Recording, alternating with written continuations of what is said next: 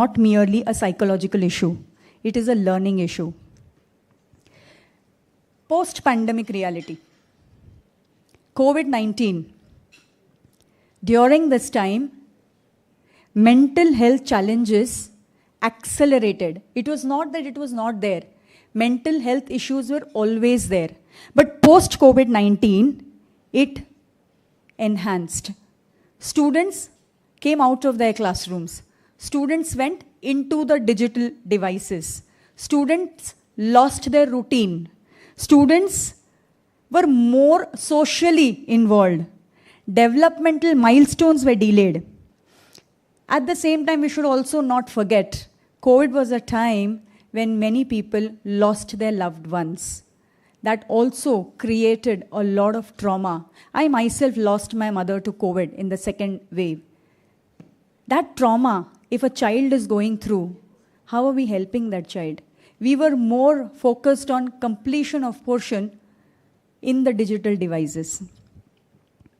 If you notice, when we were young, when we were given food, our parents or grandparents used to engage us in stories. Today, a 3-year-old child cries, a digital device is handed over to the child to distract the child. Are we not in the process encouraging digital use? People who are retired, grandparents at home, a new toy came into their hand. We are talking about the digital dependency of youngsters. I have noticed digital dependency amongst older generation, the ones who are in their fag end. They are busy with the mobiles, making sure that the younger one who is there at home, the grandchild who is there at home is not disturbing, so device is given to them as well. So it is not only the students that we are catering to in terms of digital dependency, the older generation also. And post-pandemic, that has increased.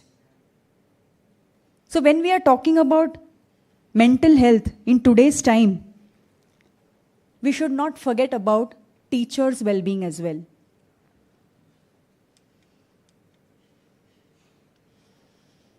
All our educators, all our principals, something foundational is forgotten.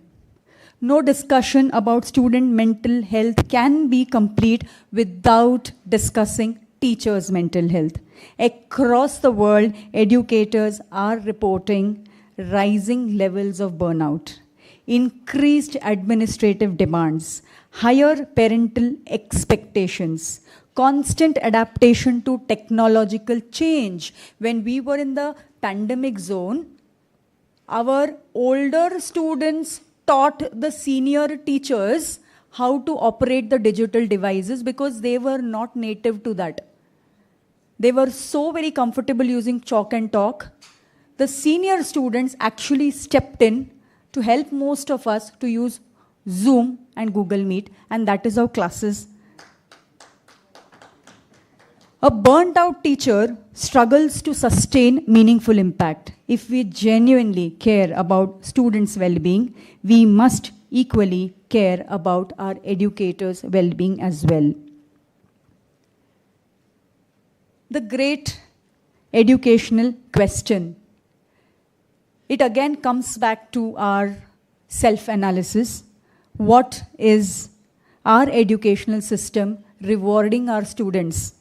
Are we rewarding them grades? Are we rewarding them ranks? Are we giving them test scores? Many systems successfully measure performance. Many schools successfully measure performance. Most of the schools will have 100% pass percentage. Most of the students will be scoring above 95%. But mentally, is the child really feeling safe? Is the child not going through stress or anxiety? That is a big question that we need to ask as educators to ourselves.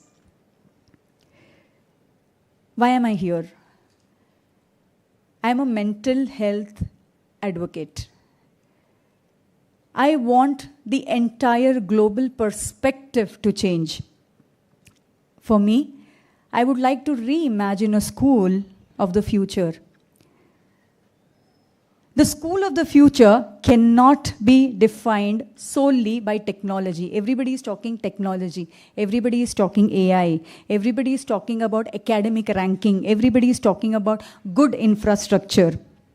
But I believe the school of the future should be a place of belonging. It should be a place of emotional safety. It should be a place where diversity is respected. A place where asking for help is considered strength. A place where mental health is openly discussed and mental health discussion is not a taboo. When people used to talk about mental health few years ago, "Arey, wo to pagal hai." People fear going for therapy or counseling. Each one of us require someone with whom we can share our stress, with whom we can share our challenges. Because today if I ask you, how are you? Preeti ma'am, how are you? Nabin sir, how are you? You're feeling good. You know what? Right from our kindergarten, we start teaching our students etiquettes. How are you? I'm fine, thank you. We teach them. But actually, how are you? Emotions are very important. You might tell the world that you're fine, but are you really fine? Every person sitting here, including me, has got a mask on our face. We show the world what the world needs to see and not what we want them to see.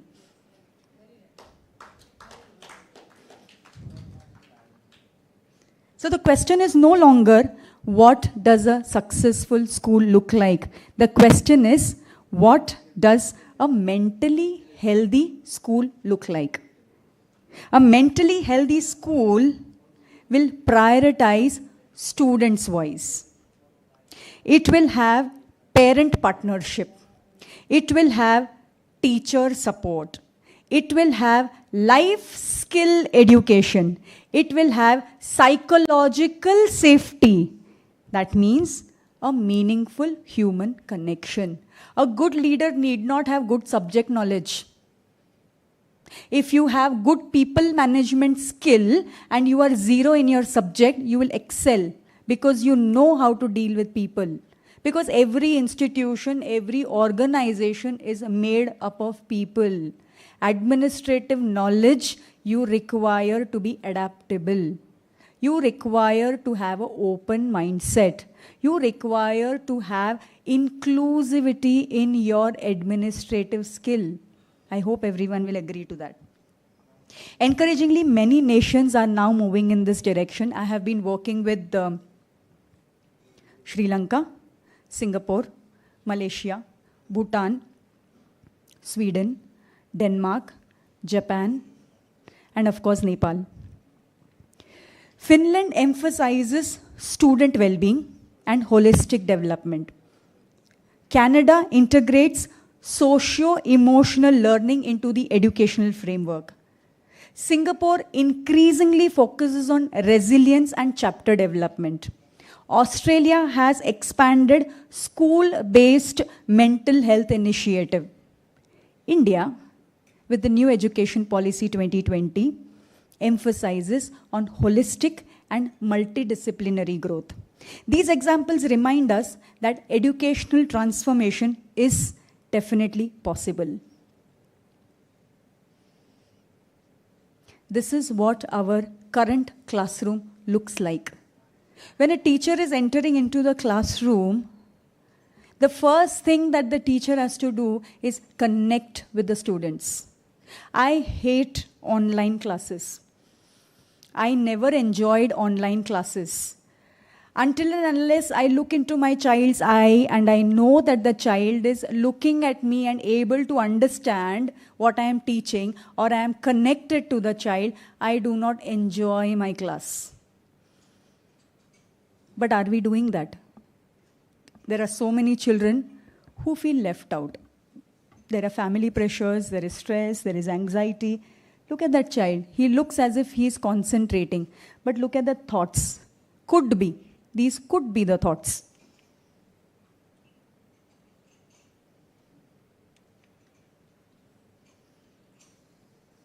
Why are we not discussing? It is high time we discuss.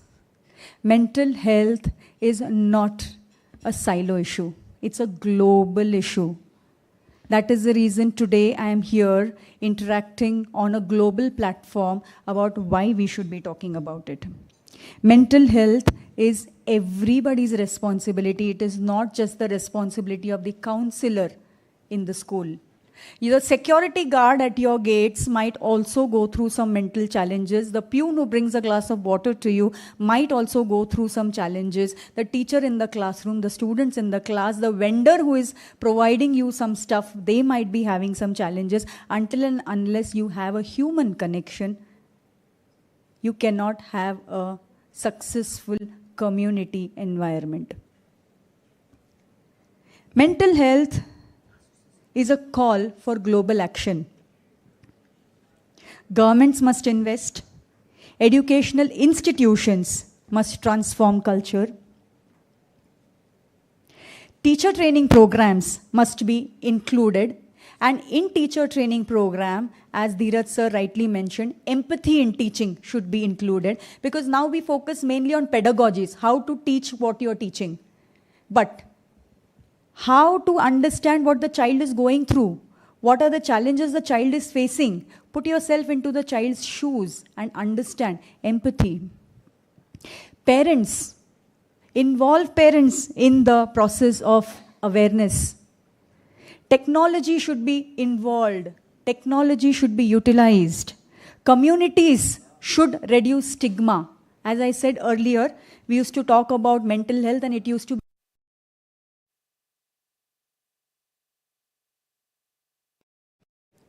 It is a societal agenda. My vision, I dream of a school where children are not afraid to fail, where emotional well-being is discussed as openly as academic achievement, where teachers feel supported rather than exhausted, where parents feel connected rather than overwhelmed. As principal, that is one of the major challenges, how to deal with the difficult parent. Why is the parent difficult? Understand that aspect. Where success is measured not only by grades, but growth, resilience, empathy, and purpose. Because the ultimate goal of education is not simply to help children earn a living, but it is for them to build a life, and a healthy and a happy life. As I leave you today, as I conclude, I would leave you with one thought. The greatest investment any nation can make is not in the buildings or the infrastructure, not in the technology or the examination. It is in the human potential. A human potential flourishes only when minds are educated and hearts are nurtured. Let us therefore commit ourselves to an educational future where mental health is not an afterthought. It is not an intervention. It is not a crisis response. But it is a foundational pillar of every education itself. Because every child deserves more than academic success. We can have students scoring above 90, but every child deserves emotional safety, deserves dignity, deserves belonging, deserves hope, deserves to be loved. Before I conclude, allow me to express my sincere gratitude to our host in Nepal. Every visit here reinforces my belief that when educators come together beyond borders, extraordinary things become possible. Let this conference not be remembered merely as an event.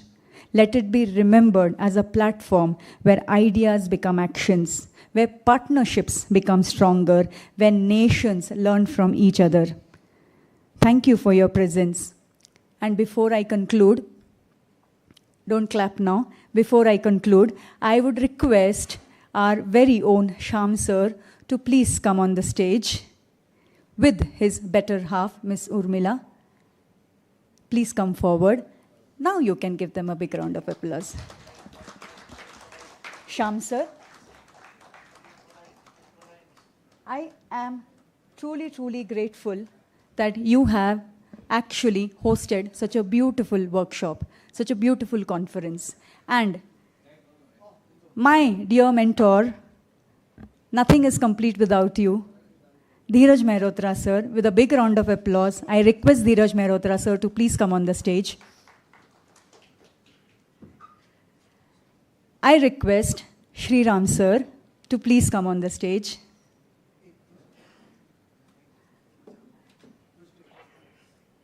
Thank you very much. India is a country which is known for gratitude.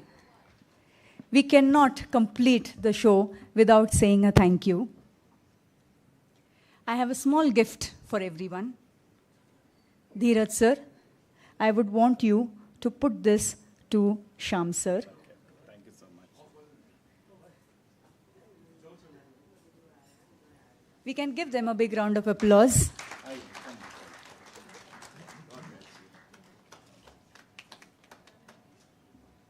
We come from a country which is rich in culture, tradition, and we have got different fabrics in our country. I belong to south of India. I'm a native of South India. I stay in Mumbai. My parents have been in Mumbai for a very long time. Those who know India will know South India is very famous for... Yes, madam. And you failed to say it is a Kanjivaram sari. So, I request Preeti ma'am to come on the stage.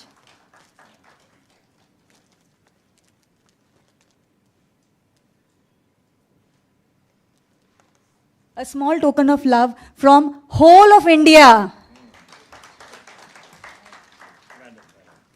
We always say that behind every successful man, there is a lady, and yes, she has never been felicitated like this before. So before I came here, I had told Shyam sir very clearly, bring your wife to this event, because it is because of her silent resilience that this man is able to conquer mountains, and that is why a big round of applause for Urmila as well.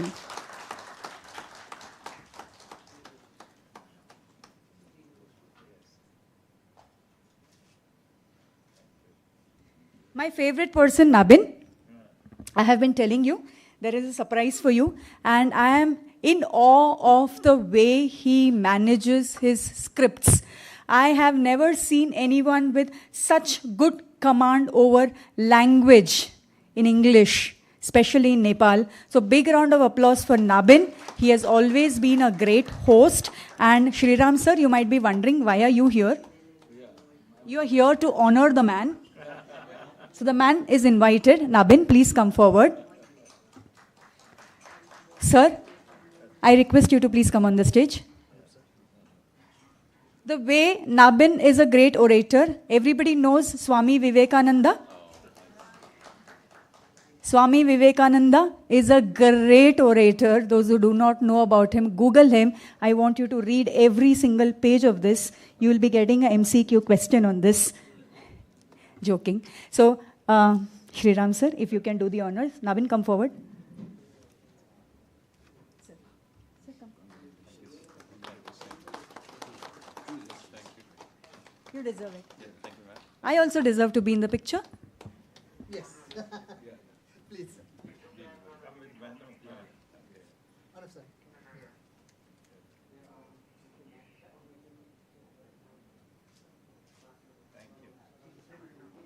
Thank you very much.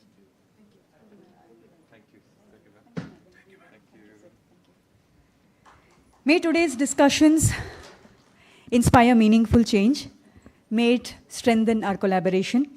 May it positively impact countless lives across India, Nepal, and the boundaries. Thank you, Dhanyavad, and Jai Hind from India. Thank you very much.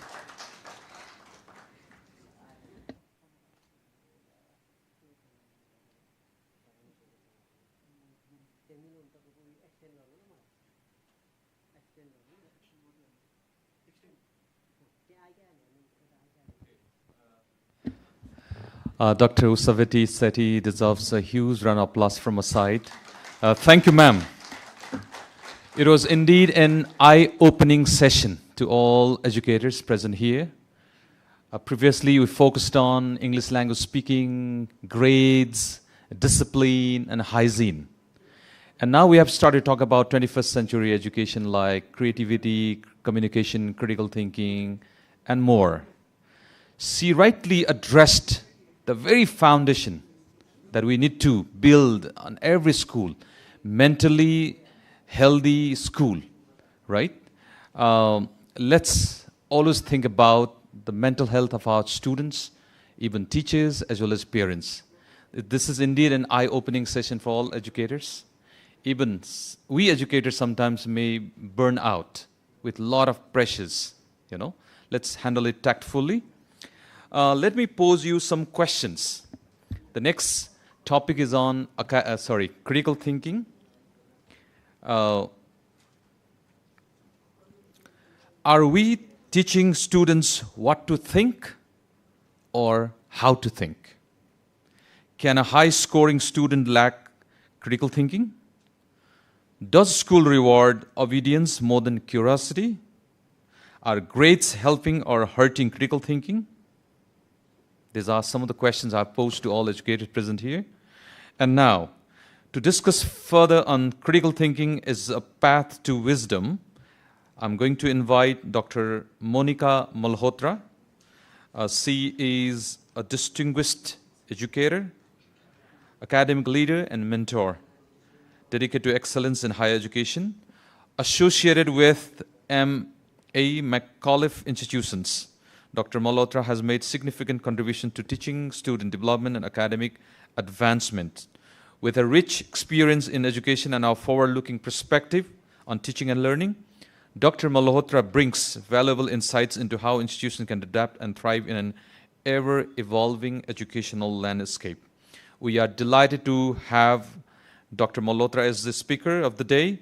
Ladies and gentlemen, please join me in warmly welcoming Dr. Monica Malhotra, delivering and sharing valuable insights on critical thinking as a path to wisdom. Ma'am.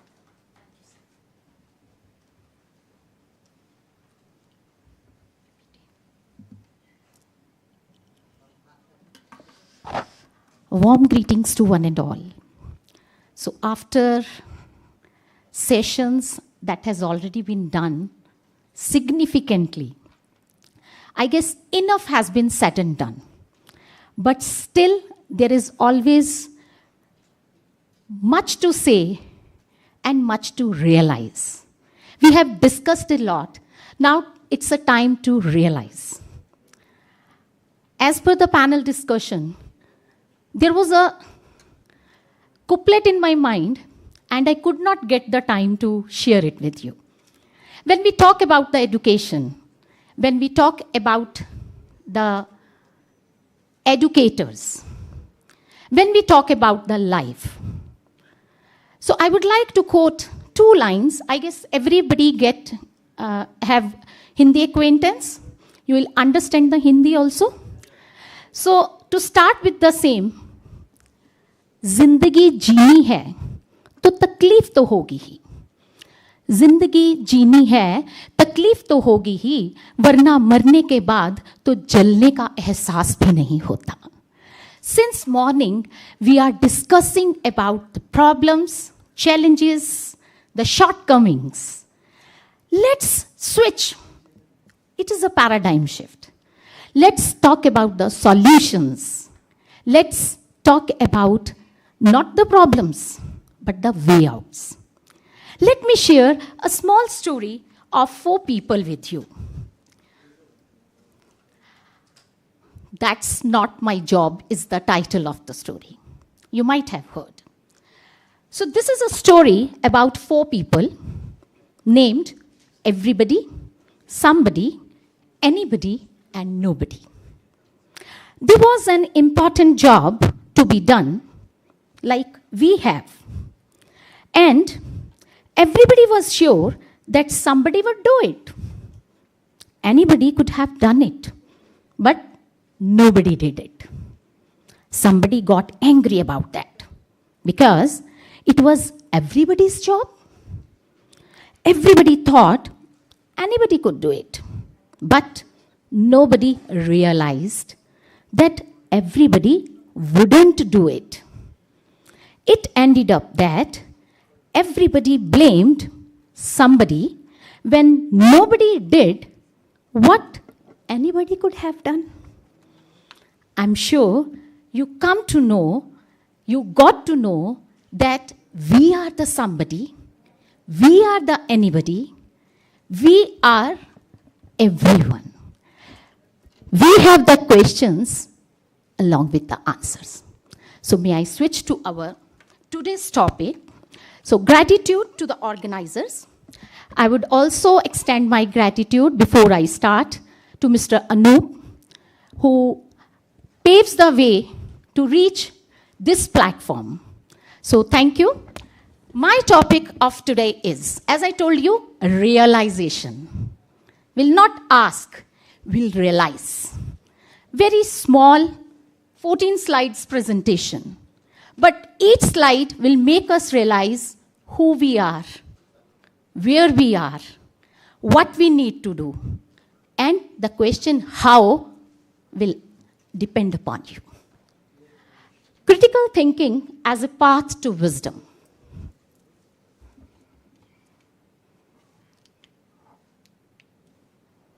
Would it? It is not working. So when we talk about the critical thinking, I'm in habit of moving. So when we talk about the critical thinking, 3 points raises. Problem solving, which is everywhere in the air. Reasoning, we do but a little. And evaluating, which is required to come to the conclusion. So critical thinking helps individuals analyze, evaluate, and interpret information objectively. So what exactly is critical thinking? What do we mean by critical thinking? When generally we say critic, we don't need advisors. We need critics if we really want the answer to any question, solution to any problem. So questioning assumptions, evaluating evidence, identifying biases, and drawing logical conclusion. So I have already quoted some questions. I told you in the beginning, it's a session of realization. We have lot of assumptions. We assume that our students know a little. But nowadays, in this century, in this 21st century, the kind of skills they need, the kind of skill we required, there is a gap. Assumption is online learning is less effective than classroom learning. We have already discussed. But what critically? Stop assuming the things. Start thinking critically. When we start, we can make an impact. As I quoted earlier also, we cannot teach. We cannot teach anyone. Yes, we can create an impact. Nobody remembers the question. Everybody will remember the expression. How you deal. So talk about the empathy.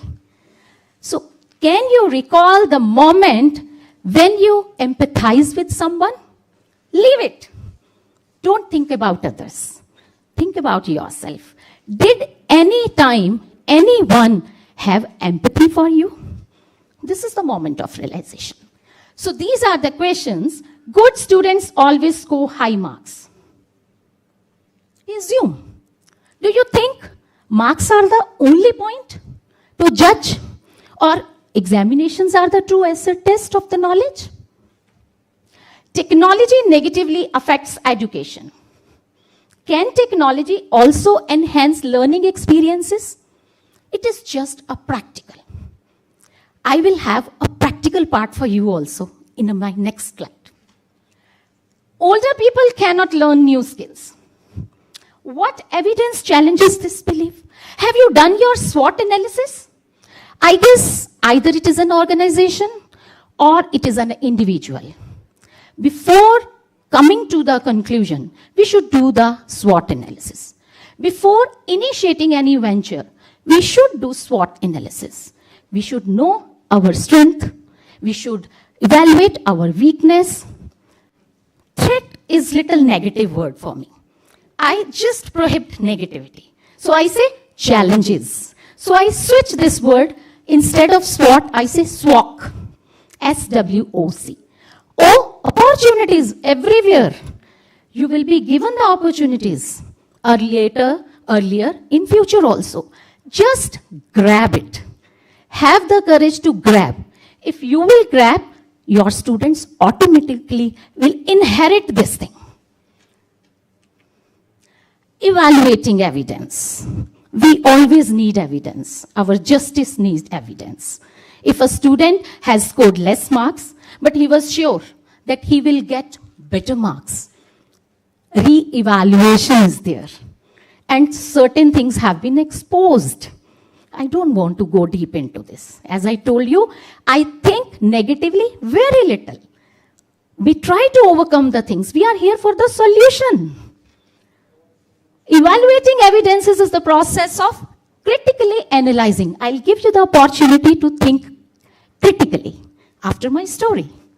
So analyzing information to determine whether it adequately supports a claim, conclusion, or argument. This is what we normally do.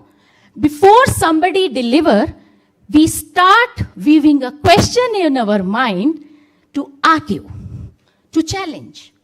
So it requires careful examination of sources, facts, data, and reasoning. So let's practice through a story. I'm narrating a story, and you will let me know the answer in the end. Once, there was an old blind sage, and he was meditating under a banyan tree. Suddenly, a person rushed to him and asked him, "Hey, old man, did you hear anybody passing through this way?" And the sage replied, "No, sir." After a little while, another person approached, asked the same question. "Hey, old man, did you hear anybody passing through this way?" He said, "Yes, a person came, asked the same question, might have moved to this way." After a little while, another person rushed to him, asked, "Noble sir, did you hear anybody passing through this way?" And the sage replied, "Yes, your majesty." Majesty is king. "Yes, your majesty. Two people came earlier, asked the same question. One was the soldier and minister respectively.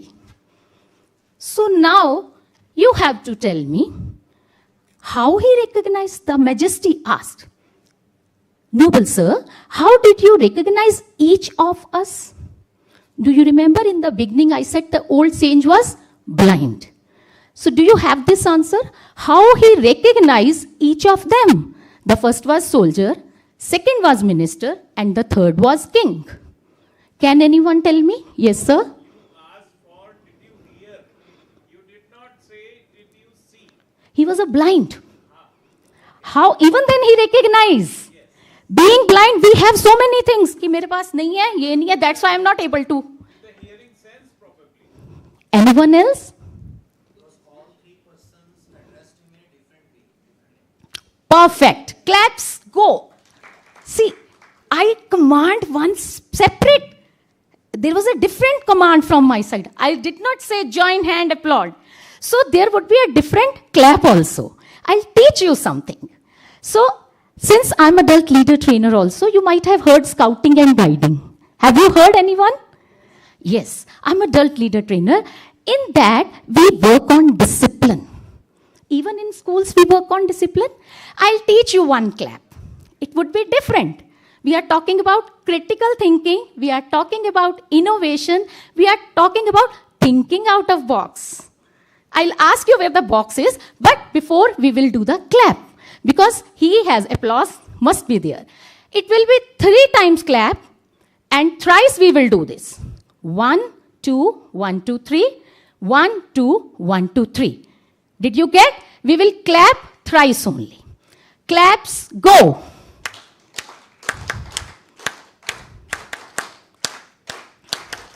That's it. Till end, we will do this very clap only. Yes, sir, you were absolutely right. He said the way each one of you addressed me.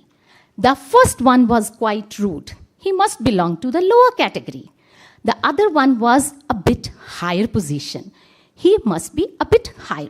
You are the noblest. So what's the moral of the story? Which category we educators belong to? Do we reflect? We say something, we do something, we act differently. So it is a time to realize that we are the educators. We have to behave accordingly. If we want, our students should extend gratefulness to us. If we really want, they should feel pardon. If we want, they need to be creative. First, we need to do this. So this is how we can do certain things. We should start thinking critically. Yes, I forgot. I asked you, we talk about thinking out of the box. Can you tell me where is the box? From which box they have to think out? Can anyone tell me? Which box we have provided to them? Any clue? In classroom, there is a box kept. From where you want, they should attempt their answers. They should write their exams. What do you want? They should write the books, what the books produce? Books are the boxes. It is my assumption. It is my opinion. No one is wrong in this world. Everyone is right in one situation or the other. Critically, if you analyze, at one situation, one is correct, and the same situation, depending in a different criteria, may be wrong. So anyhow, evaluating evidences is the process of critically analyze. When I share the story, you were listening the story. The gestures, the expressions, the delivery of the statements, the dialogues, it reflects. Same is the way when you give instructions to your students, when you give instructions to your teachers, your staff. I'm quoting all the stakeholders. When we talk about the education, we should not pinpoint only students. We should talk about each stakeholder. Either it's the peon of the school, or any nanny working inside the school, any managerial person. Each behavior, because our students, we are working on students. We are called nation builders. If we will not give the solid bricks, the solid sentences, if we will not give the impact, automatically the outcome will be not as per our expectation. So we have to provide notes out of the books also. Only then they will make our students capable of critical thinking. So types of evidence, this is bookish. I might have taken it from someone. But the impact I have made by relating the story, can these statements made? So we need to be more interactive with our students. I'll skip this slide as such. Critical thinking and wisdom. As we discuss, a path to wisdom. How it paves a path. How it creates a path. Because knowledge is everywhere.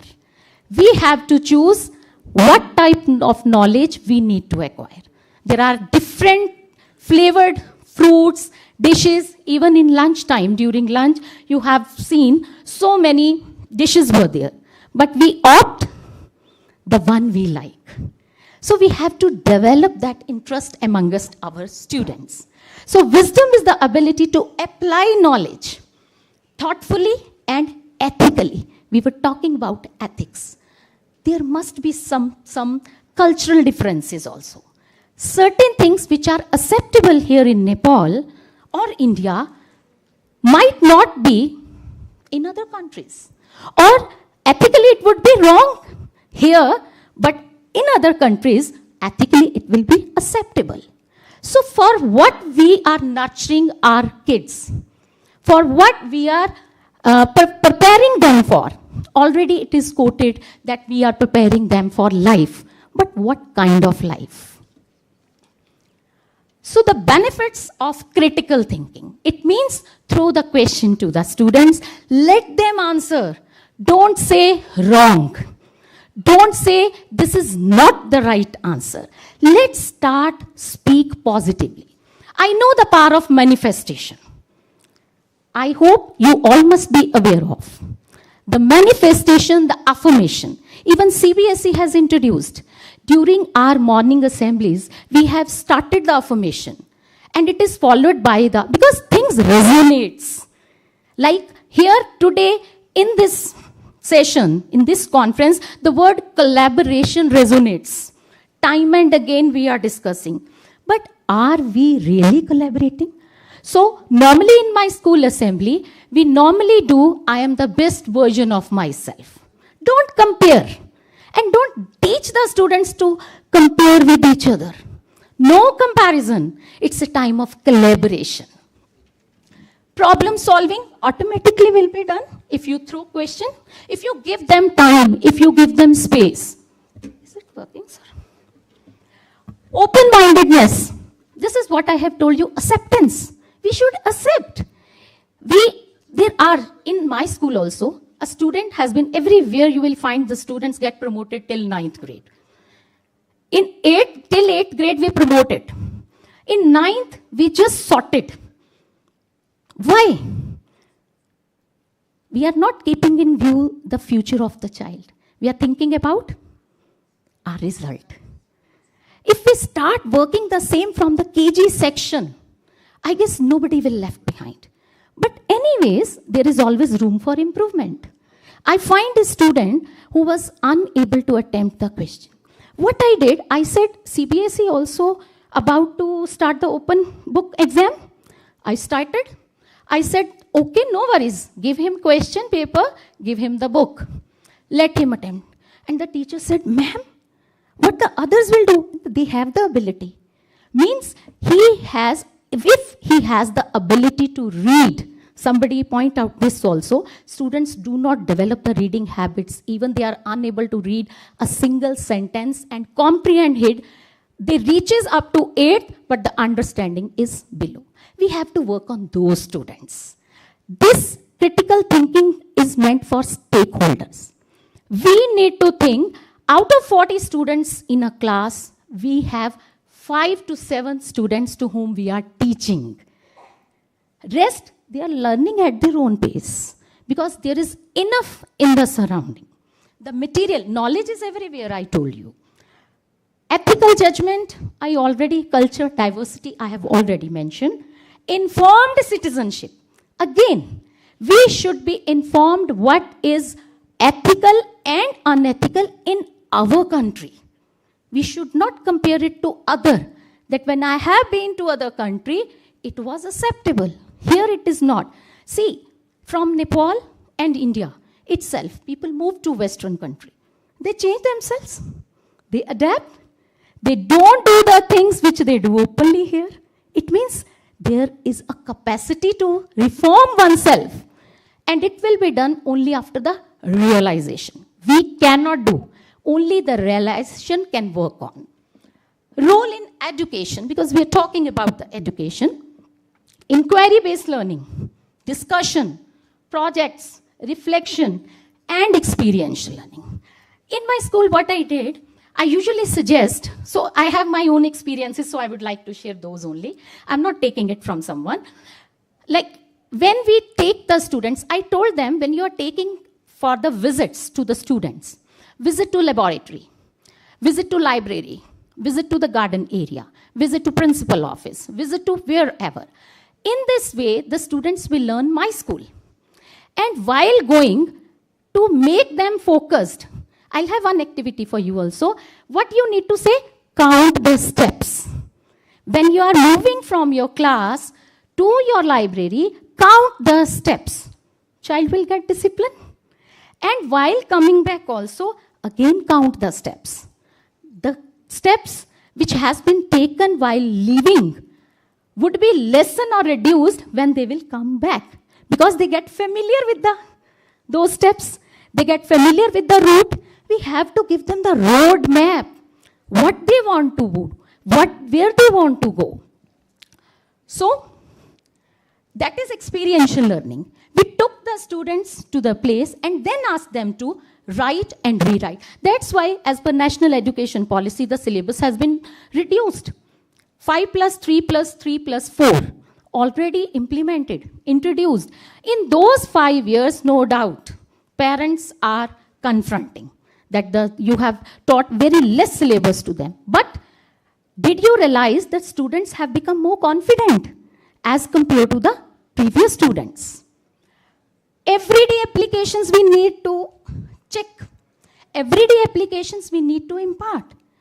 Instead of the bookish knowledge, the financial decision, the media literacy, conflict resolution, and leadership.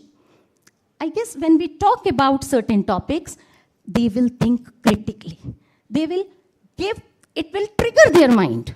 And we have only to trigger them. We cannot provide the platform, a platter which they relish. But there are challenges. I told you, जिंदगी जीनी है, तकलीफ तो होगी ही, वरना मरने के बाद तो जलने का एहसास भी नहीं होता. So it goes part and parcel. Joys, sorrows, challenges, solutions. It will be, जब तक जिंदा है, होती है. एक vice chancellor of city university used to say, जिंदा है तो जिंदा दिखना जरूरी है. Tell them that this thing is required to be existing. So biases, of course, gender bias itself is there. Misinformation, lot of misinformations are there as we are talking about AI since morning. Emotional reasoning, of course. Why are you feeling low? No, ma'am, nothing. No, beta, why are you feeling low? Nothing, ma'am, I'm fine. No, beta, come to me. Come to me. Take him aside and then ask, I am with you. Just encourage them. Give a small pat on the back, who required. And he will be forced to share the feelings. And once the feelings are shared, I guess we can overcome the challenge. Anywhere, with the colleagues, with your seniors, with any problem. And social pressure. सबसे बड़ा रोग, क्या कहेंगे लोग? What is this? Your life, live king size. What the others are thinking, it is none of your business. What is affecting your brain is the hallmark. So to conclude, critical thinking transforms knowledge into wisdom. Am I right? We have discussed about so much knowledge, and then critically we have analyzed certain points and prepares individuals for lifelong learning. Story does not stop here. You have to be a part of it. So I have one small, before I teach you this, जिंदगी बहुत खूबसूरत है. We should know how to live. First, we will try one activity. बैठे. While sitting only, show your palm, please. Show it. This side, your finger, index finger. Extend it to your next person. I need that space also. The other person will hold it. Sir, would you come? I need one person.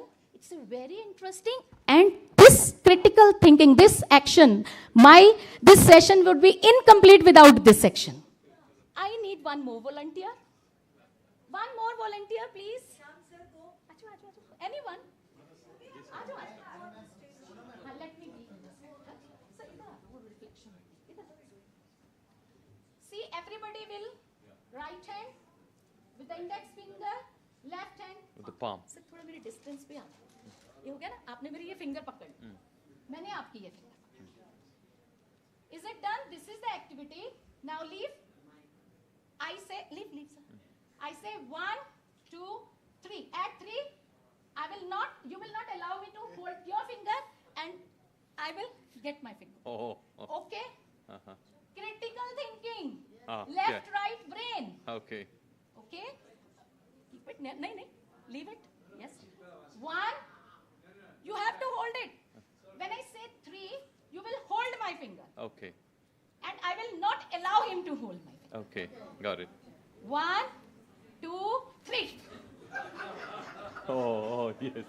Legs. It's a trial. Okay, again. One more time. 1, 2.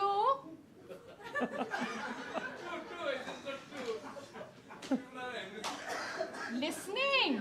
Focus. Attention. बहुत distraction है. 1, 2. 2. Even I did the same.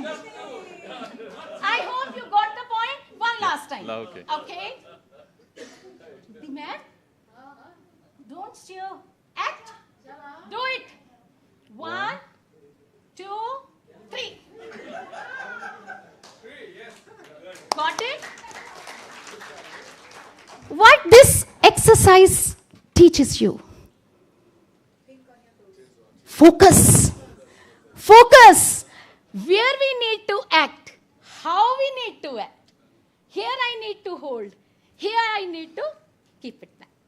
So anyways, before we leave, see, as I told you, there is an improvement. Sorry, room for improvement. So we can have an affirmation. Okay. Have you heard this? We shall overcome. Have you heard? Let us sing together and we shall overcome the problems which we have discussed in the morning session. So we'll start. We shall overcome. We shall overcome. We shall overcome someday. Oh, deep in my heart, I do believe that we shall overcome someday. हम होंगे कामयाब, हम होंगे कामयाब, हम होंगे कामयाब एक दिन. हो मन में है विश्वास, पूरा है विश्वास, हम होंगे कामयाब एक दिन.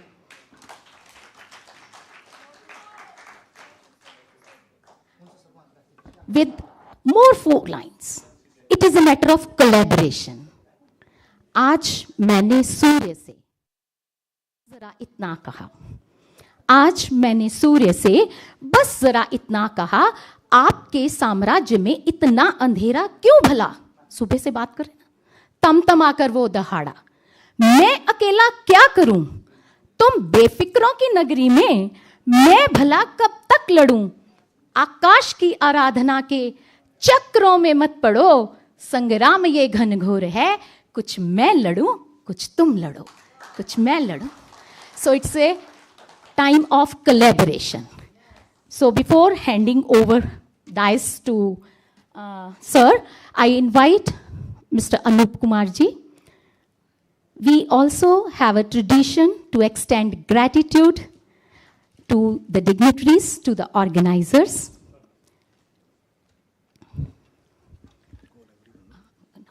I want the delegates from India. Madam Surinder. Yes, sir. Bharat sir. Dheeraj sir, please.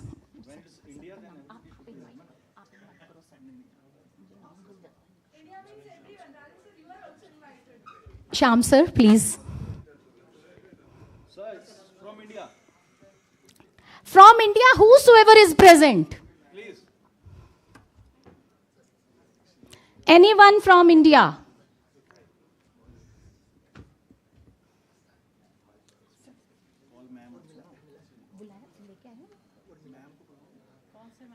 Ma'am, please. Madam, Aman ma'am? Urmila ma'am? नहीं नहीं.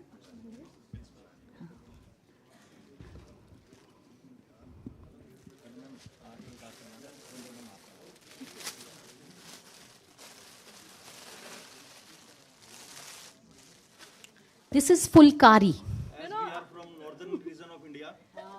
No, Shetty ma'am said it, na, India is a land of many, fabrics, right? So this is the another fabric and that belongs to Punjab. Yeah, it is known as Fulkari. Fulkari.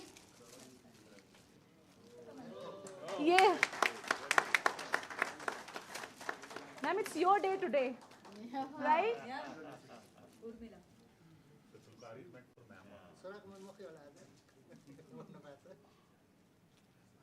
Ma'am, how are you feeling? Acha.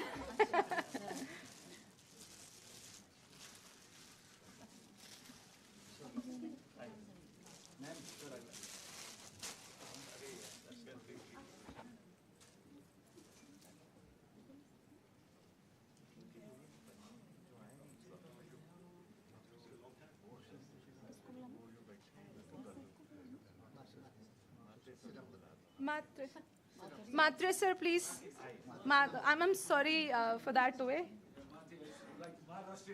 Acha, Mate.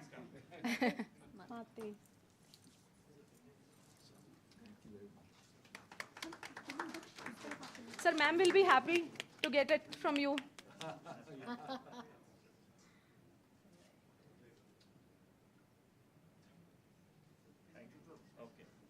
Let's say Jay. नहीं बार बार एक बार and करने वक्त को करना ही करना है चलो बाद में अच्छा नहीं लगा हो गई pick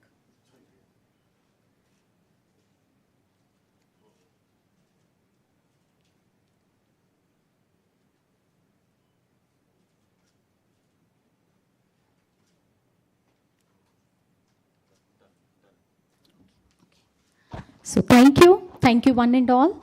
I would like to extend my gratitude to the organizers of the event, and such collaborations would definitely do wonders in the future. Thank you. And thank you for giving us the opportunity to showcase or to share our views. Thank you.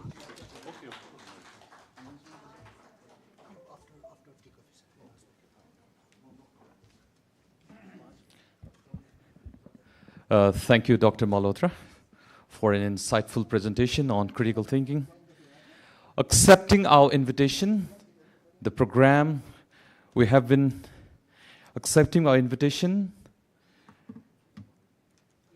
The dignitaries and the guests of honors have kindly consented to be the part of this program. So let me welcome Professor Dr. Sudan Jha. He's the National Planning Commission member, so welcome and take a seat. Similarly, we have the President of Hishan, Mr. Yuvraj Sarma, sir. Kindly take a seat. Similarly, we have the next guest of honor, President of National PAPSHN, Mr. Subhas Neopane, sir. Kindly take a seat. And we also have the Secretary of National PAPSHN, Mr. Manoj Shrestha. Welcome, sir. Before the tea break, we are going to hear from Professor Dr. Sriram Bhagat Mathi. Let me share some of short intro about Dr. Mathi. Dr. Mathi is a distinguished educationist of Nepal. He is the chairperson of several leading academic institutions, including Jevra Academy and Kathmandu Don Bosco College, with over 4 decades of experience in higher education, institutional leadership, and international consultancy.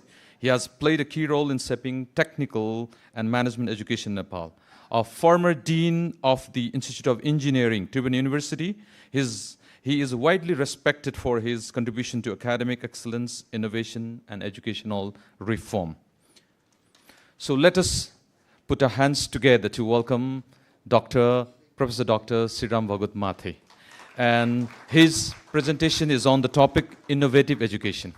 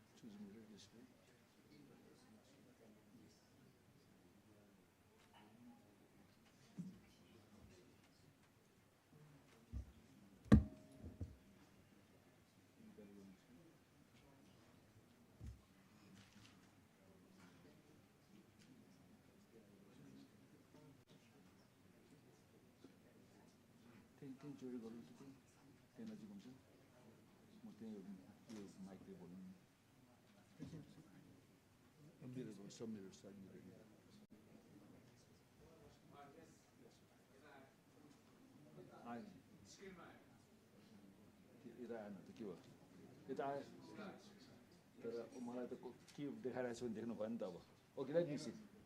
I mean, our guest in the front will not be seen. Okay, let me start off. Hopefully, we have a little bit of technical glitch. So I just want to start off by basically, again, acknowledging the, the presence of course, Shyamji, who's organized this event with all his volunteer team, Dr. Dheeraj Mehrotra, Dr. Usavati Sethi, and again, we've got distinguished guests from Nepal and all the distinguished educationists from India and from Nepal, and all those others who I've missed out. So without much ado, I just would like to start off with my presentation.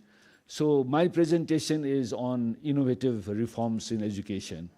While the presentation will probably appeal to a broad audience, probably it will resonate more with our Nepalese educationists. So I think the thrust of my presentation basically deal with what is happening, and I would just like to basically, let me just see if it's working. Change right there. Okay. It's not coming in the main screen, but it seems it's coming in the side. Is it coming in the side screens? Okay. Yeah. But I mean, for me, it's all right. I mean, I can see from my laptop, so there's no problem. Okay. Let me just start off, and if you can just probably move this screen a little bit in front, then I think the people in the front row can. Yeah, and I also can see it. Well, that's much better.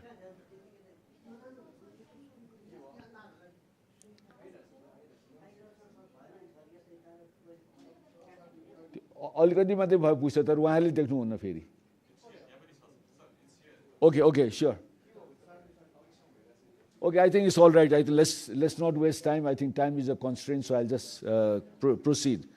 So basically the presentation, my presentation is after presentation by three distinguished educationists, Dr. Dheeraj Mehrotra, Dr. Usavati Sethi, and also Dr. Monica Malhotra. So I think we've got three distinguished Indian educationists having made the presentations. My country, okay? So let me just start off by basically saying that in my presentation, there are a number of topics I will cover. Just to put the setting, I will start off with the educational context, then I will discuss about the global transformation, then third, what should be the type of education for tomorrow, then innovative reforms in education, and after that, some of the ideas that I have discussed with in some of the countries that I've worked in, particularly Cambodia and all that, where I've spent better part of 29 years. I mean, in the biodata that was given to me, given in front previously to introduce me, I think it's a little bit outdated because actually I've been working for 52 years and 51 years in the teaching line, so not 4 decades. I mean, of course, I'm happy that I'm younger, but the reality is that I'm older than what was mentioned in the intro. So basically, let me just start off by saying that just to put the setting, about education, everyone understands it, but sometimes it's nice to be on terra firma to understand basically why are we in education as such. And I think I've chosen 4 quotations. Coincidentally, all 4 are from Americans. It's not that I chose Americans by pursuit. It just happened that when I picked up some of the pertinent, relevant quotation, they all happened to be from Americans. Starting with John Dewey, he basically, and I want to mention this again, we keep on saying education is preparation for life. That's correct. But actually, education is life itself. That's what he said. And in terms of Abraham Lincoln, who basically said that the philosophy of education in one generation is the philosophy of the government in the next generation. And that's again, and then basically, some of our politicians and bureaucrats always think education is expensive, we should not put much money. We always have a global standard where we say that 20% of education must be invested in education, but many times our politicians and bureaucrats don't do that. I mean, you are lucky when you get about 10-11% of the GDP for education. Last few years and all that in Nepal, even though the standard is about 20%, we've just allocated about 10-11%. So because of that particular anomaly, we have to understand that investment in education pays the best interest. That's what Benjamin Franklin said. And of course, John F. Kennedy basically said that our progress as a nation is no better than the progress in education, because the human mind is our best resource. I think with this setting, again, I would like to basically, again, remind everybody and everything. I think everyone understand this, but sometimes it's better to elaborate again, to again have a firm understanding and be conversant in one thing, that education is a prerequisite. It is a prerequisite for development, and it is a driver for economic prosperity, social and political, and as well as political stability. And the one criterion that really distinguishes developed from developing countries is the quantum and quality of education. I think that is the basic criterion that differentiate developed and developing countries. And the major purpose of education, as we all stated, is preparation for life. But again, I would like to say that education is life itself. And I think we have to all understand that first-rate education produces first-rate citizens. And my main point throughout this presentation is that somewhere in the process of educating people, I think we've forgotten human values. And I think that is something very important. Our education must be human values based. Right now, we have got a lot of information in Google, ChatGPT, so information is all out there.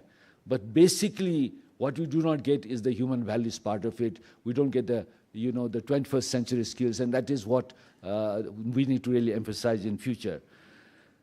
Again, this is well-known facts. The world is very, and Dr. Dheeraj Mehrotra mentioned about VUCA. Basically, the world is very dangerous, uncertain, fast-paced, dangerous, unsustainable. And therefore, the type of education we're imparting to our students must be such that they have the knowledge, skills, attitude. And instead of attitude, I like to use the word character to cope with the complex issues that are affecting our modern world. And I mentioned this during the welcome remark, but just to be repetitive at the expense for the sake of those who have arrived a bit late, I again say that, the technological change is very frenetic, is very fast-paced, and you have to realize how fast-paced it is through these statistics. And I already mentioned that, it took about 10,000 generations for people to be able to speak, 750 generations for people to be able to do agriculture, 500 generations for people to write, 400 generations for the concept of libraries to come into being, 40 generations for people to create universities. Then you had again 24 generations for people to create the printing press, 16 generations for accurate clock, 5 generations for telephone, 4 for radio, 3 for TV, 2 for computer, 1 for internet. We are now in a situation where things are moving very fast. I mean, up till maybe about 5-6 years ago, we couldn't think about architecture, artificial intelligence. Now it is pervading and it is affecting all aspects of life. So this is how fast it is moving. So the question is, what sort of education do we impart? And what sort of social behavior will happen in the coming years? I think those are issues that we have to cope with. Again, the change that is very fast can also be seen from the statistics, where in 1878, it took 75 years For the landline, landline, in many houses, we don't even have landline nowadays. We are all we all have mobiles. So it took about 75 years in that 1878 for 100 million users to be serviced. Then about a century later, when we talked about 1979, when you had the mobile phones, it took about 16 years. And then in 1990, we took 6 years for the internet to reach 1 million people. And then when you had 2008, the Apple Store reached 100 million in 3 years. So this is how fast the world is going. Again, you look at the Industrial Revolution, we've had about 4 already. We are entering the 5th one. The first one was basically mechanization through water and steam. It lasted for 130 years, from 1760 to 1890. Then from 1890 to 1960, 70 years, you had basically assembly line through electricity. Then third revolution took only 55 years, where we had automation and computers. Then we had the fourth industrial revolution, where we got the Internet of Things, Internet of Systems, etc. And now we are talking about ethical AI, we're talking about smart cities, autonomous cities, and all of that. So this is how fast the world is progressing technologically. Then, now the world that we are living in, what sort of education should there be for the type of world we are living in? We are, of course, really affected by the accelerating globalization. We've got faster rate of technology changes. So it is creating 3 different sorts of challenges. Of course, there are many, many challenges, but 3 main challenges are related to environment, related to economic, and related to social. And then we already talked about the type of world we are living in. As I said, it's very dangerous, unsustainable, very fast-paced, etc., etc. And we need education that can cope with all these challenges and this changing technological, problems, issues. So education basically will have to have 4 real components. It has to have quality, and as Joan Ruskin basically said, is that quality is not by accident. It takes really intelligent effort to achieve quality, and that is what Joan Ruskin said, and I think that we got to be mindful of that. The second one is skills oriented. I think we need to be technologically savvy and equipped with life skills. I think I'm going a bit fast, so I'll go slowly. I'm given only 20 minutes and I've got 23 slides, so I'm trying to cover 1 slide per minute, this is, and okay. And then the third aspect, which I've again mentioned in the beginning and will try to focus time and again, human values. And somewhere along in the education system, we are forgetting the human values. I think we really need to produce people with character and integrity. I think this is very important because they say that, education without ethics is dangerous. You produce people who are very dangerous. And I think that's true. If you have educated people and we have not really educated them on ethics, then we produce people who are very, very dangerous to society and the country and the world at large. And of course, the last is entrepreneurship and innovation. We really need to make sure that the graduates that produce are innovators, thinkers, etc. Now, just looking at 2 different reports, the Future of Jobs report produced by World Economic Forum in January 2025 basically says that the digital access is going to be one transformative factor. It's a very big, huge transformative factor, and advancement in technologies, whether it is in AI, information processing, robotics and automation, and energy generation, storage and distribution. I think energy is going to be a huge element in future world because we've got all these data centers consuming a lot of energy and consuming a lot of water. And there are stories, of course, that the fact that data centers are being established and the consumption of water that is being less consumed by the data centers is going to affect the water supply to the townships and the villages. So this is a matter of great concern. But the end story of this is that there are 3 skill areas which are going to be very, very transformative. That is AI and big data. 2 is networks and cybersecurity and technological literacy. These are 3 areas which are going to be very transformative and are going to be very big determinants on how the future is going to shape up. Again, we are thinking of a world that is changing so fast that we don't know for which career we are supposed to train our children. Because many of the jobs that exist today are not going to exist when they finish their education in 6, 7, 8 years. So when they are in 11, 12, and then when they finish masters about 6, 7, 8 years down the road, the type of jobs that they're thinking of getting into may not exist at all. So basically the type of education that we are imparting must be such that we have to train the students for jobs that probably do not exist now, for technologies that do not exist now, and to solve problems that we don't encounter in the present society. So that is the sort of education we probably have to impart.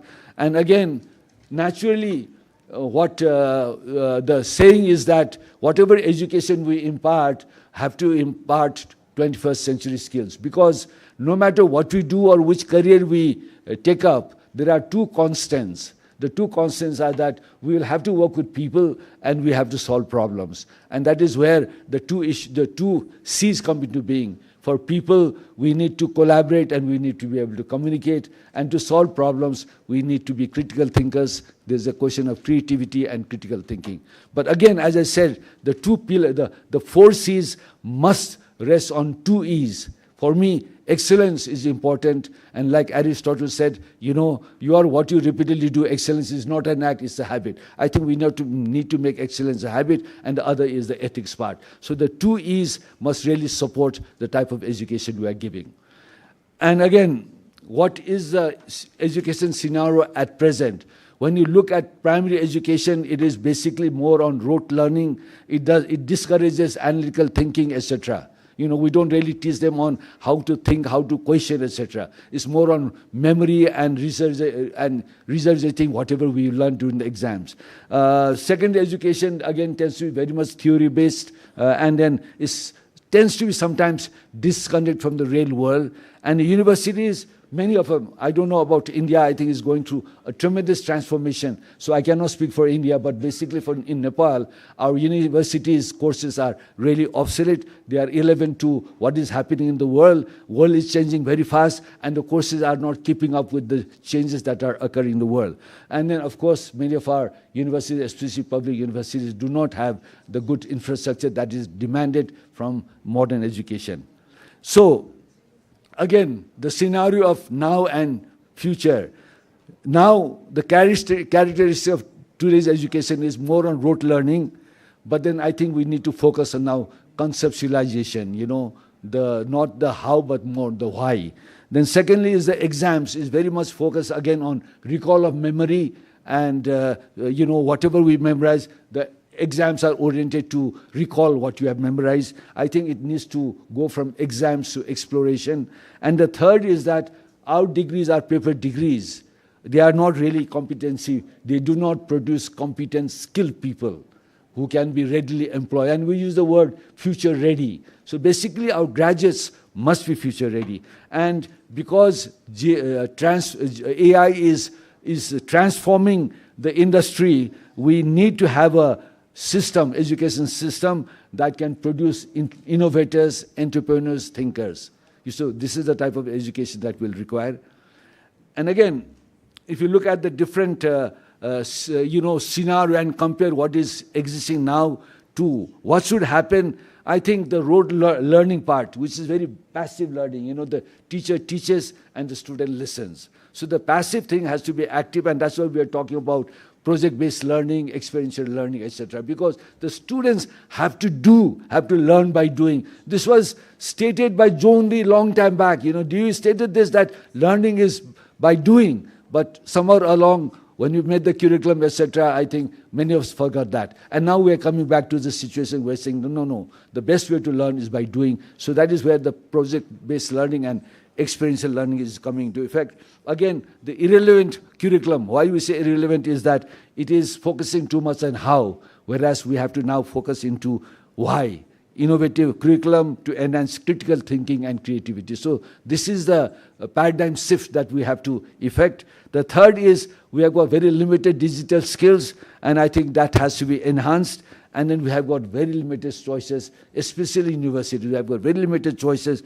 And this is where Dr. Usha's come, and then I think even Dr. Monica mentioned this, wellness education. I mean, we need to have, we talk about physical hygiene, etc. But where are we, when do we teach mental hygiene, mental well-being? And I think this mental well-being, etc., has to be integrated into our curriculum in some way or other. And I will try to give a type of curricular framework that I had proposed to the Cambodian government. And I'm going to, again, I mentioned the curricular framework in many, many places to the powers that be. But somehow other they seem to agree, but then nothing is happening. So I think the wellness education, and we need to create people who are job creators. So we have got to have innovators, etc., not job seekers. So in our type of culture, if you educate a person, once they finish education, the next thing they do is look for a job in the government, etc., etc. I think we really need to produce job creators. And again, examination, I've already mentioned about that. It doesn't really measure the knowledge, skill, attitude area. It probably measures how much you can recall. And I think we have to go into assessing the learning applications and how they have learned to apply the knowledge they have gained in the world that we live in. I think that's important. So again, I just want to refer to this study where the OECD study recently basically stated that students best prepared for future are the change agents. And I think that's true, not only for students, it applies to all across the board. It's not only students, teachers, etc. Like Mahatma Gandhi said, if you want to see the change in the world, it has to start with you. I think if you really want to effect change, we keep on asking and looking for other people to make the change. And we don't ask ourselves, are we ready to make that change? And I think if everybody, every citizen makes a change, meaningful change, then we don't have to look to anybody. The whole society, the whole country will improve. I think that's important. Again, competency really doesn't really mean just acquisition of knowledge. I think it is the knowledge, skills, attitudes, and values to meet the complex type of education that we are, structure that we live in, the complex world that we live in. Now I'm slowly coming to the end. So what I would like to propose is that when we have a school education, of course, the question is, does the classical traditional school that we know as of now, is it going to exist in 10 years' time, 20 years' time? Of course, that's a question that we have to ask. But until then, wherever we are teaching in the traditional classroom, I think what is important is when you are teaching at the primary level, I'm basically saying that, I can't speak for Indian curriculum, but for Nepalese curriculum. When we teach in the primary years, because these are the receptive years, these are the foundation years, when are we going to teach the children about health and hygiene? When are we going to teach them about food and nutrition? And as they climb up and all that, when are they going to teach them appreciation for history, appreciation for culture, appreciation for discipline and work ethics and character? When are we going to build their character? And when are we going to make them really patriotic?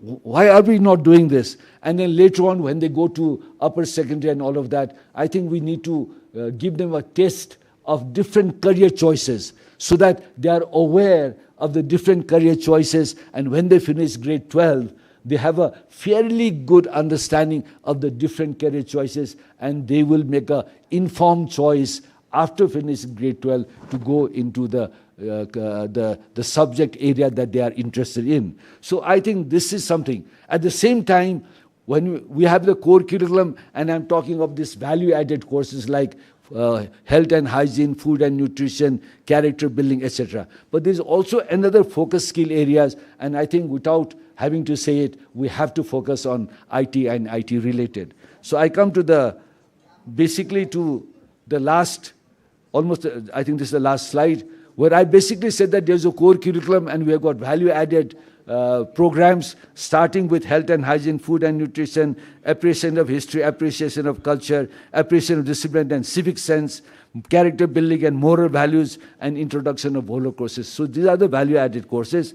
Then we have got the focus skill areas where we start with basic IT, go to advanced IT, the intermediate IT, then digital skills, advanced digital skill, and AI and robotics. So I think if you have a complete package, I think the graduates that we produce from the school level who go to university will be sufficiently sensitized to the technological changes and to the AI that is taking over the world. And again, I would like to repeat that we have to be in control of technology, you know. And as I said before, AI has to be a co-pilot. You know, we have to be the pilot. We have to be in the driving seat. So I end up by this statement, which I found it very relevant to my presentation. Education must be reclaimed from the past and rebuilt for the future. A future where human imagination, guided by ethics and empowered by AI, becomes the greatest force of progress. So with this, I went very fast. I'm very sorry. I was given 20 minutes and I wanted to cover a lot of ground.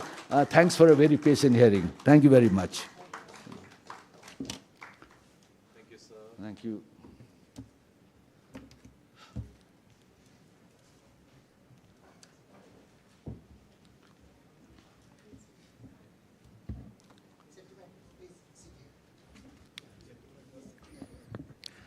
Thank you, Professor Dr. Sriram Bhagat. He's a seasoned educator as well as my personal favorite as well. He's so fluent, even at this age. He's the senior most in terms of knowledge, experience, and many more. So thank you, and we extend our sincere gratitude to one of the key speakers, Dr. Mathi. We have some of the eminent guests of honors present here. Let me introduce Father Peter Lepcha, a respected leader, a dedicated educator, known for his service, compassion, and commitment. He was the principal at St. Xavier, Godavari, as well as St. Paul, Darjeeling. Father, I would like now kindly request Father Peter Lepcha to grace the event and take his seat. Similarly, we have Mr. Ganesh Datta Bhatta, his principal of GEMS, a dedicated educationist and respected academic leader. He has been instrumental in promoting quality education and holistic development among students. We are honored by his presence at this occasion, so kindly take your seat. Moving forward, before the tea break, we have a very short presentation by Rajan Sharma on the topic Future of Education. He's the international speaker and a parenting coach and a teacher trainer. So, kindly come forward. And after this short presentation, we'll be moving for the tea. And then we'll be resuming again.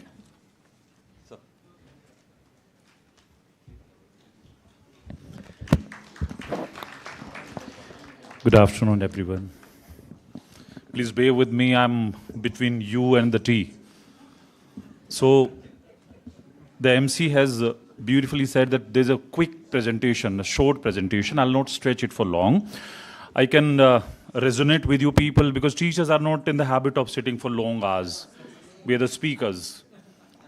We never listen to others. Now, I shall not disappoint you. Sir, can you play the presentation part? Okay. A gentleman went to a barber shop. He was in a hurry. He asked the barber, "How is your razor?" The gentleman could relate to this very joke now. He said, it's just like an express train. Okay then, shave. After getting shaved, he could see in the mirror and there were certain patches of hair. He said, "Gentlemen, you are saying that your razor is just like an express train?" So I was absolutely right. It does not stop on small stations. So please bear with me. I'll not stop on small stations. Okay, we have been discussing, I think I joined you very late. I beg this means my sincere apologies as well. I missed some of the speakers. But this is said that after eating after eating Kaju Katli, there's a very famous dish in India. I represent India here. We listened to Dr. Usha Sethi, Dr. Shriram, and Dr. Monica. I think it becomes very difficult for me. It's a Herculean task for me to convince you people. But I'm not here to impress you people. I'm here to express myself. We shall be delving deep into the future of education. Sir, can we play the PPT part? Okay. I think I could guess, I'm here for the last 2 hours. I could guess that we have been talking about collaboration, ma'am. Collaboration is the new normal, I think. Collaboration means these kind of associations, these kind of gatherings, they strengthen, they boost the collaboration. And when collaboration happens, what collaborations happen, and what happens? Communication also happens. So I shall be talking about those 4 C's as well: communication, collaboration, creativity, and critical thinking. A lot has been spoken, but I shall touch upon the slides only. Sir? Means humans, though there's a threat. Monica ma'am, she talked about SWOT analysis. So if we do our own SWOT analysis, now what will we find? That AI is the biggest threat for us. But I think we people, we belong to a different generation. AI is meant for the future generations and for the present generation. So I think there is a gap, and that gap needs to be bridged. Sir, please move forward quickly. Pointer is there. Okay, thank you. Yeah. What do you see in the picture? This is the common scenario in most of the countries. Means robots have taken the place of teachers. When we talk about the future of education now, means people, they have this very notion in their mind that humans will be replaced, human teachers will be replaced by AI. We have a great mentor of AI, a great maestro of AI, Dr. Dheeraj Mehrotra is there. So I shall not criticize AI here. So I'm mindful about his presence as well. But this is not so. I think there is a gap, and that gap needs to be bridged. Learn, unlearn, relearn. I think these 3 mantras must be there with each and every educator and leader. The illiterate of the 21st century will not be those who cannot read and write, but those who cannot learn, unlearn, and relearn. So it's a beautiful quotation. I think such kind of platforms provide us an opportunity, a platform as well, a chance to unlearn certain things. Sometimes we think that suppose I'm in my snobbery, I think that I'm condescending, I'm thinking I'm the best one. But so far, when we come in contact with each other, what happens? Means in the time to come also, we get to learn so many new things, and we unlearn those things. So this must be the mool mantra, the main, what we call objective of a leader. Leader means, leader does not mean who had the school here. Everybody sitting among the audience is a leader. Why change is essential in education? Workforce of the future will, means jobs increasingly require STEAM education and STEM education. STEM stands for science, technology, engineering, and mathematics. So there is less focus on emotions. As Dr. Shriram beautifully mentioned, that we need to make a balance. We need to strike a balance between values, ethics, and education. So there is erosion of values. This is one of the biggest challenges as well. 4 C's, means I have discussed about those 4 C's: communication, collaboration, creativity, and critical thinking. Digital literacy is very much required. But I think, means I'm here in Nepal for the last 3 days. I had wonderful interactions with the educators of Nepal. I addressed a gathering of around 100 people yesterday. It was a parenting session. Some educators were also there. Students were there all together. Day before yesterday also. So I could realize that Nepal has what we call ample resources, but we need to tap those resources. We need to ignite the souls of the educators here. For that, these kind of collaboration, these kind of platforms are needed.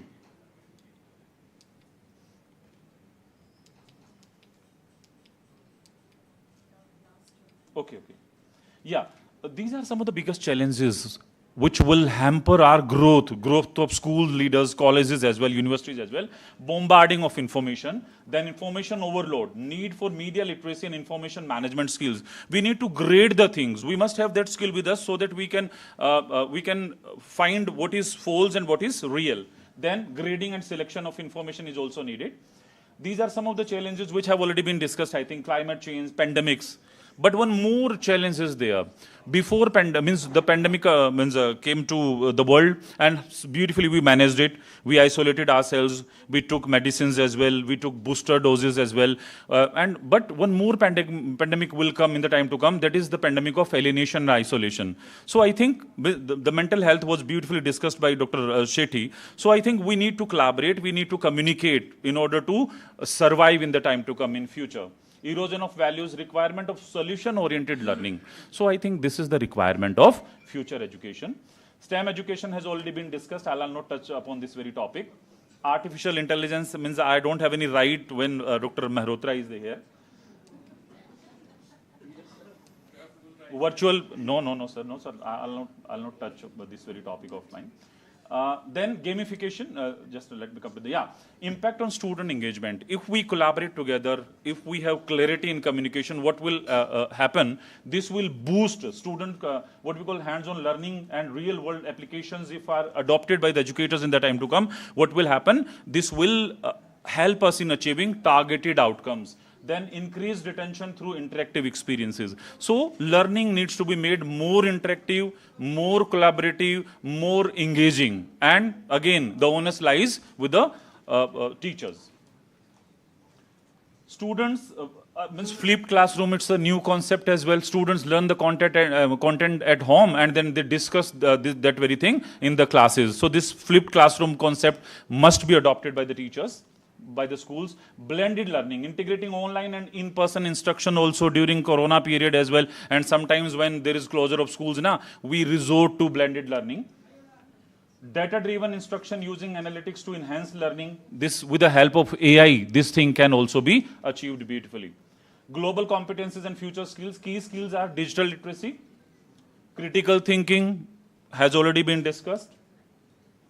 Teamwork and collaboration. I'll be focused on this very thing as well. In order to go ahead, in order to meet the challenges of the future, this collaboration is a must.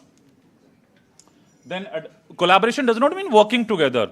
Working in a team is different, working as a team and working for a team. So I think we must know the difference between these. Adaptability and resilience. Resilience means when you bounce back after a failure. So far as mental health is concerned, I think children, they must be told about this very thing. And there is an urge also, there is an urgent need so far as the mental health of the teachers, educators is concerned. They need to be resilient as well. Then emotional intelligence and effective communication. Communication does not mean speaking in a particular language. Generally, it is misunderstood. But when you are able to communicate, means when you are able to express your ideas in an effective manner, impactful manner, when your ideas reach to the audience, I think you are a very good communicator. So teachers need to be more effective communicator, good communicator. A teacher must have the gift of the gab. And the teacher must take care of the tone as well. Otherwise, again, the implications, the outcomes will be disastrous and catastrophic.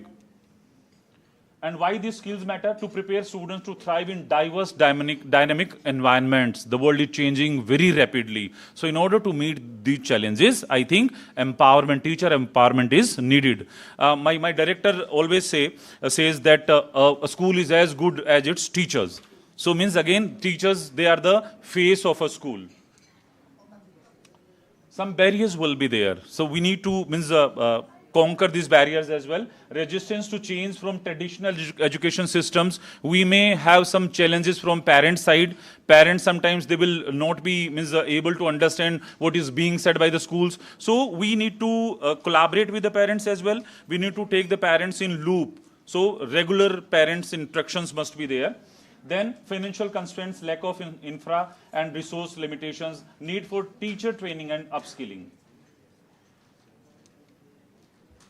Teacher and student adaptation challenges, learning new technology and adapting to changing roles. Teachers say that AI is not good for human beings or for teachers. It has replaced teachers. It has killed creativity and what we call critical thinking of the teachers and students as well. But the present day student, they have a different notion about it. Maintaining student engagement with digital content. Student challenges are digital divide and unequal access to technology. There are many schools, whether it is about Nepal or India, which lack such kind of basic amenities, basic facilities. Then building resilience and flexibility. What are the ways? Flexible curriculum design is needed. Investment in infra and teacher training, collaboration with tech companies and educators globally. The role of school leaders and policymakers, here it becomes very prominent, very pivotal here. Leadership in promoting change, need for visionary leadership and supportive policies, ongoing professional development for educators, examples like policies promoting digital literacy and inclusivity in schools. Steps to overcome challenges, invest in technology, invest in what we call infra as well, teacher training, create inclusive policies for equal access to technology. 21st century teacher. My voice is not so loud, but there is a machine here somewhere, I think. It is helping me out in reaching to people. That machine is known as amplifier. So teachers, they are requested to be amplifier for their students. They must exhort them, they must encourage their efforts, they must appreciate them. I hear and I forget, this is all about experiential learning. I see and I remember. I do and I understand. So in place of theory, I think more and more hands-on experiential learning must be encouraged in schools. Yeah, this is, just a minute. Your role and responsibilities. The role of a teacher has got changed now. You must increase your knowledge. You must attend such kind of conferences. You must read books. As a teacher, you have plenty of options when it comes to learning about teaching. There are courses, books. LinkedIn is the best platform. You must collaborate with each other so that you will become from a good teacher, you will become a great teacher, you will become a global teacher. And you need to be open-minded as well. And I think this is the best slide ever. I'm not sure about other slides, but a person spoke in Sanskrit for long hours. He spoke in Sanskrit for 2 hours. Somebody complimented him. Oh, I liked your presentation very much. It was wonderful. What did you like the best about it? The last line, iti varta.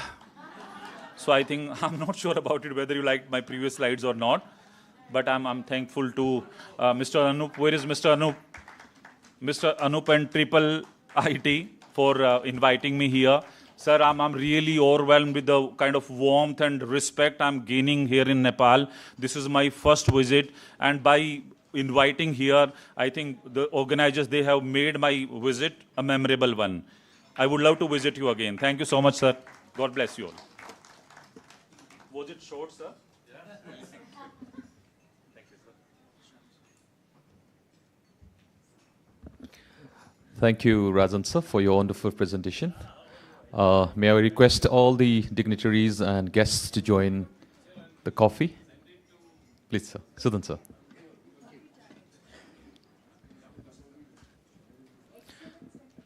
We are resuming right after 10 minutes. And after the tea break, we are going to have a sensational panel discussion. And it's primarily related to policy. So let's join for coffee. Thank you.